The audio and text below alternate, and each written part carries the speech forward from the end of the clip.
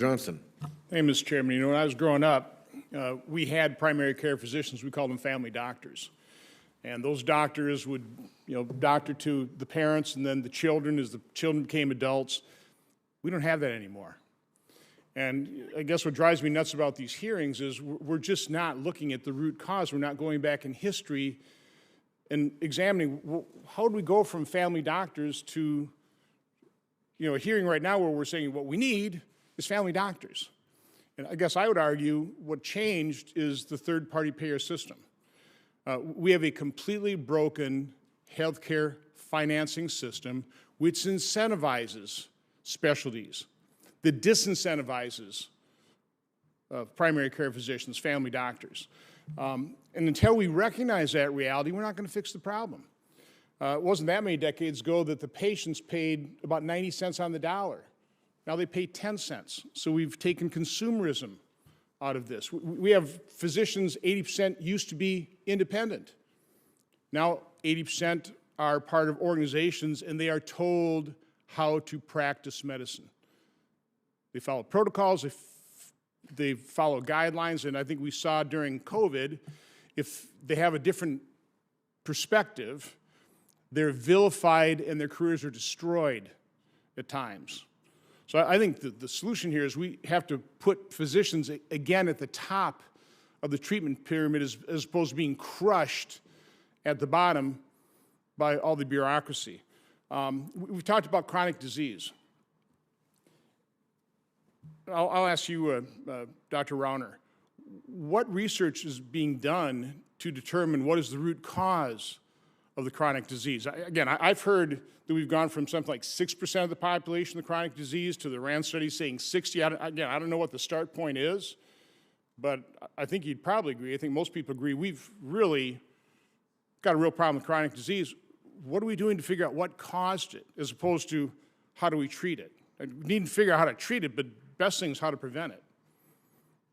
Well, a couple things. We actually still do have family doctors, and in Lincoln, Nebraska, we're back up to about almost 75–80% that are independent because of these contracts. So we're actually reversing the trend in Lincoln.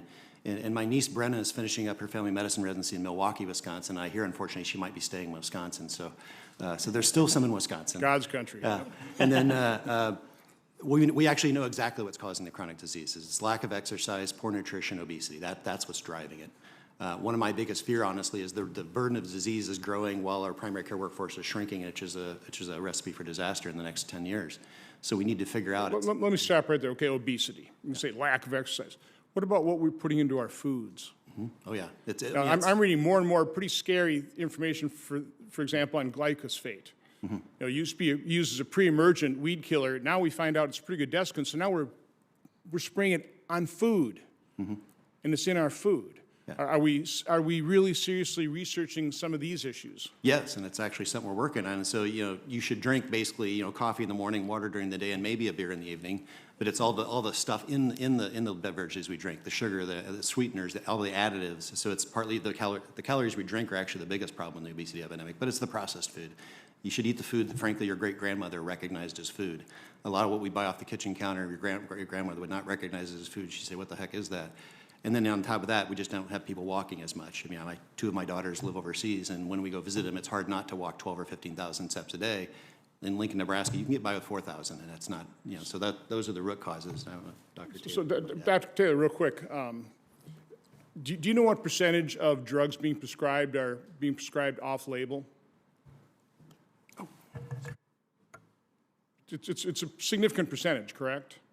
A significant percentage, yes. I can't give you a precise number.